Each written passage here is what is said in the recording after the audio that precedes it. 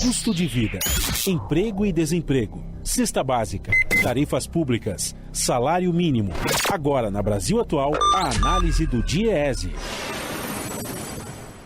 E nós vamos conversar agora com o técnico e sociólogo do DIEESE, Rodrigo Linhares. Bom dia, Rodrigo. Bom dia, tudo bem? Tudo certo. Rodrigo, o DIEESE divulgou um levantamento mostrando que as greves realizadas no Brasil em 2021 tiveram entre as principais características a curta duração e também o caráter defensivo, ou seja, eram paralisações em prol, na verdade, da defesa de direitos e não de avanços. E ainda, segundo esse estudo, mais de um terço das paralisações foi por atraso no pagamento de salários e férias. Quais são as principais características dessas greves realizadas em 2021 e os principais destaques que você traz desse levantamento, Rodrigo? Tá ótimo. As greves de 2021, elas se assemelham bastante às greves do ano anterior, de 2020. Em 3 grandes linhas, a gente pode destacar a crise econômica. Do ponto de vista do trabalhador, isso significa desemprego, informalidade, salários baixos. Uma crise política que está além do embate partidário, que é uma crise que invade as instituições. A gente tem vivido um atrito grande entre instituições, uma coisa que não é esperada em uma democracia num funcionamento razoável ou normal.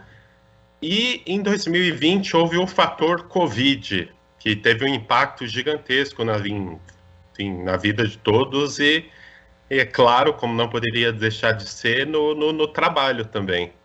Então, 2020 e 2021, elas são anos que as greves elas são muito parecidas. Os destaques que eu faria: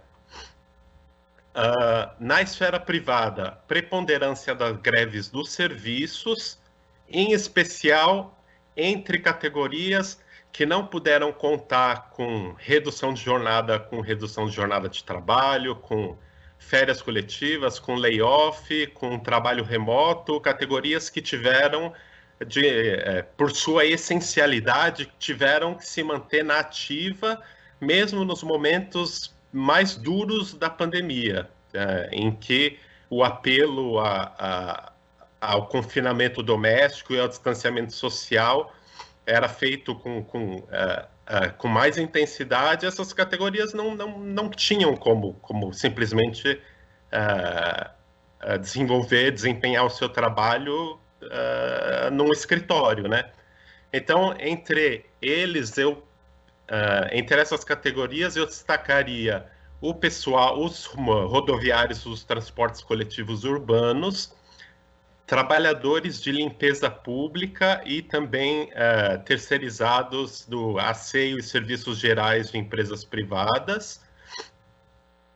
O funcionalismo público, as greves diminuíram bastante, em parte porque as grandes categorias do funcionalismo, uma das grandes categorias do funcionalismo público são os docentes. Logo no início da decretação da pandemia pela Organização Mundial de Saúde, esses docentes, eles voltam para casa e são obrigados a desempenhar o seu trabalho de casa e se adequar aos meios tecnológicos, docentes e alunos, né? E é claro, né, num ambiente como esse, nessas condições, é difícil mobilizar para uma greve, né? Eles acabaram, no fim das contas, desenvolvendo outros tipos de protestos, que são aqueles que a gente chama de greves sanitárias, que é o recuso a voltar para o trabalho presencial e, às vezes, a paralisação, inclusive, do trabalho desenvolvido remotamente, né? A paralisação total das atividades. Outra parcela do serviço público que contrata muitas pessoas, evidentemente, é a saúde, são os profissionais da saúde. Aí é uma coisa interessante, porque eu não sei ao certo se o número de greves da saúde ela diminui tanto por um motivo de vocação e de chamada ao trabalho, ou seja, a gente estava passando por uma situação excepcional, a ponto de não se cogitar a paralisação dos trabalhos, mesmo diante de irregularidades. A outra hipótese também é que, com a saúde colocada como uma prioridade nacional, talvez essas irregularidades que esse tipo de trabalhador vive cotidianamente, nessa situação excepcional, em que maiores recursos são dirigidos para a saúde, talvez essas irregularidades tenham diminuído. Então, em resumo, os trabalhadores públicos, os professores voltam para cá, eles ficam em casa, desenvolvendo seu trabalho remotamente, as suas greves viram greves sanitárias, e os trabalhadores da saúde, eles continuam na ativa, trabalhando muito mais do que antes. A gente não sabe exatamente se as greves aí, elas desaparecem, elas desapareceram mesmo, por um chamado à missão, um chamado profissional, um chamado vocacional, mas um chamado humanitário, e se para além disso as irregularidades realmente diminuíram com a chegada de mais recursos, a criação de mais leitos, a contratação de mais pessoal, enfim. E se você me permite, um último ponto são os trabalhadores das estatais. Esses trabalhadores, eles continuam deflagrando greves também, muitas greves. É um tipo de greve triste, porque são greves contra a possibilidade de privatizações e demissões em massa.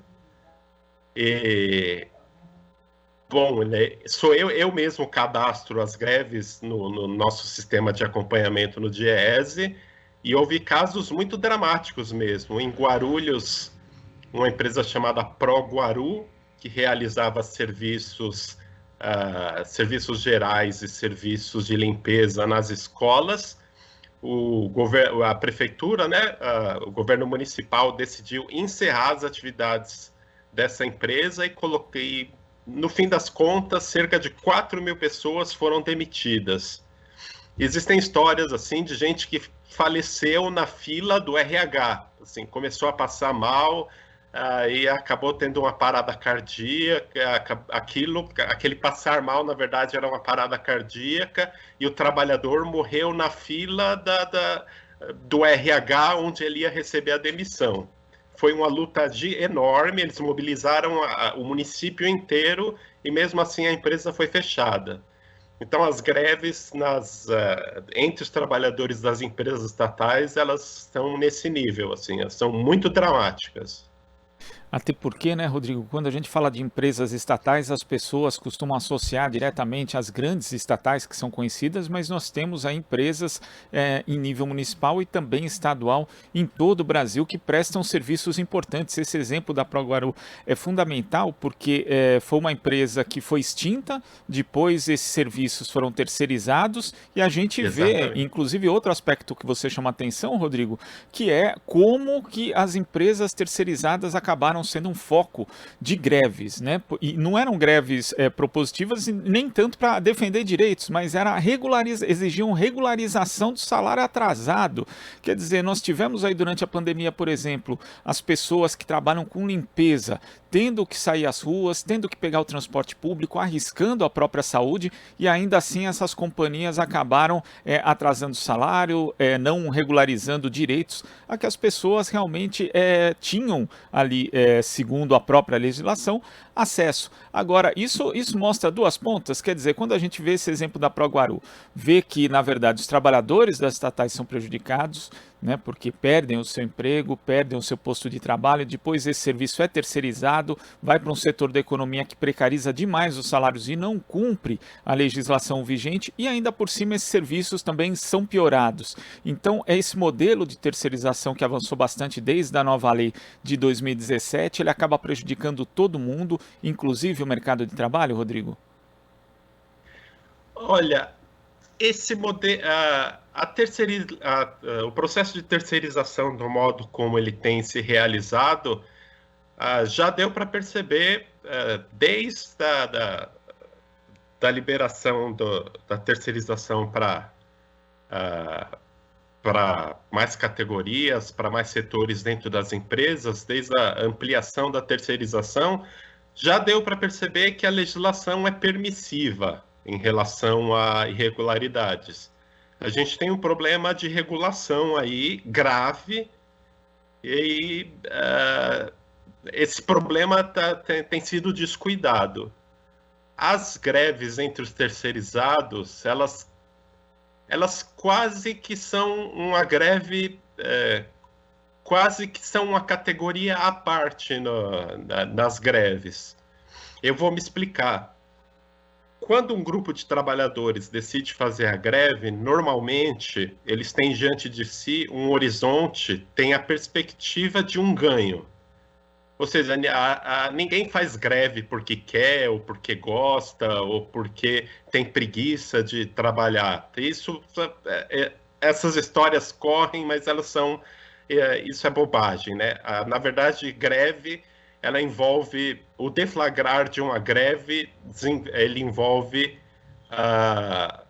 uma decisão bastante importante que mexe bastante com as emoções de cada trabalhador que está lá envolvido. Para o sindicato é uma coisa também difícil, porque ele está se arriscando ali. Não existe nada pior para um sindicato do que uma greve mal sucedida. Uma greve mal sucedida significa que os trabalhadores eles são desencorajados, eles se sentem de algum jeito traídos ou humilhados ou desanimados. Isso significa que o sindicato, a próxima vez que for na fábrica, vai ter menos gente disposta a ouvi-lo. Talvez uma greve mal sucedida ela acabe se materializando em desfiliações. Então, deflagrar de uma greve é um momento tenso. Tenso para o trabalhador, que vai ter que mudar a rotina dele nos próximos dias, caso a greve seja deflagrada. É tenso para a direção sindical, que ela está se arriscando, no caso de uma greve mal sucedida, a perder filiados, a perder apoio na base, enfim. O que eu quero dizer é, greve ninguém faz porque gosta simplesmente de cruzar os braços. Normalmente, existe...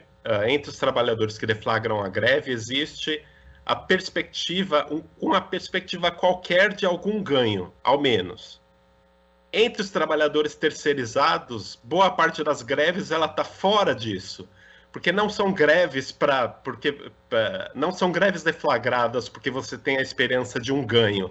Na verdade, são greves de desespero, são greves de uma situação limite. Existem trabalhadores com 2, 3, 4 meses de salário atrasados.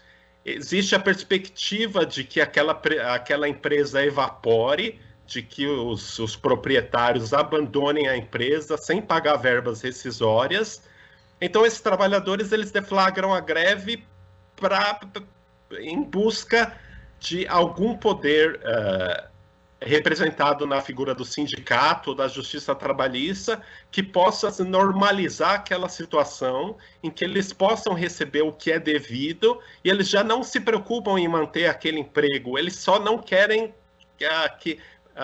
perder o emprego e arcar com um prejuízo de meses de trabalhos não pagos. Então, a greve é feita para regularizar salários e verbas rescisórias, e depois disso eles querem ser demitidos e vão procurar outra empresa, porque já ficou comprovado que aquela empresa é uma empresa de empresários golpistas. O ambiente das empresas terceirizadas, isso é muito comum. Existem empresários que usam laranjas na hora de abrir a empresa, licitações fraudulentas, concorrências fajutas, e é uma coisa de pilhagem mesmo. A empresa funciona durante um ano em alguns meses, depois disso começa a atrasar salários, não paga verbas trabalhistas para os demitidos, quando vem o protesto dos trabalhadores, os empresários abandonam a empresa. E aí, como é que você vai atrás deles? A empresa está no nome de laranjas, a lei, nesses casos, é muito morosa, e, bom, aí então eles têm de... não tem... Caso não haja uma greve ou intervenção sindical ou da justiça, eles têm que embolsar esse prejuízo e recomeçar a vida, o que é muito triste, né? Imagine alguém que ganha um salário mínimo perdendo 5 meses de trabalho e sem rescisão trabalhista e tendo de recomeçar, né? Isso é muito comum, infelizmente. A lei das terceirizações, ela carece de uma regulamentação urgente para evitar esse tipo de situação, que infelizmente é frequente e é um bocado grande das greves que ocorreram no ano passado, no ano anterior e antes disso, inclusive. Mais uma mudança legislativa que acabou piorando as condições do trabalhador no Brasil. Rodrigo, muito obrigado pela sua participação aqui no nosso Jornal Brasil Atual de hoje e até a próxima. Foi uma pena, foi tão rápido. Muito obrigado, foi um prazer. Aí você volta para a gente continuar falando desse assunto que, infelizmente, é um tema que as pessoas precisam atentar ainda mais em um período de processo eleitoral. Muito obrigado, Rodrigo. Obrigado, foi um prazer. Prazer é nosso. Tchau, tchau. Conversamos aqui com o técnico sociólogo do Diese, Rodrigo Linhares.